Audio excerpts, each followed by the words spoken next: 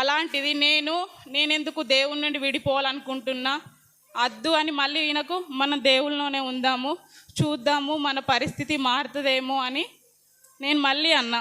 అట్లాంటి సమయంలో, తప్పిపోవాలనుకున్న సమయంలో ఈ పాస్టర్ గారి గురించి ఒక తమ్ముని ద్వారా తెలిసిన తర్వాత ఇక్కడికి వచ్చినాక నాకు అంతకుముందు దేవుని గురించి సరిగా తెలియదు, ప్రార్థన జీవితం లేదు. అంటే చర్చికి వెళ్తున్నామా అంటే వెళ్తున్నాము అంతే, సరిగా ప్రార్థన తెలియదు, వాక్యం అనుదిన బైబుల్ పఠనం లేదు. ఇక్కడికి వచ్చిన తర్వాతనే ప్రార్థన చేయడం నేర్చుకున్నా. ప్రతిరోజు అనుదినం ప్రార్థన. ఇక్కడికి వచ్చిన తర్వాతనే అన్నీ. నేను ఎవరికి ఇప్పుడు నా హస్బెండ్ 3 months నుంచి బాగా ఇబ్బంది పడ్డాడు.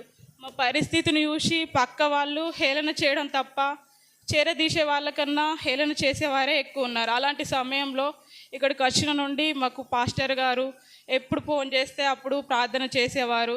దేవుని గురించి లోతుగా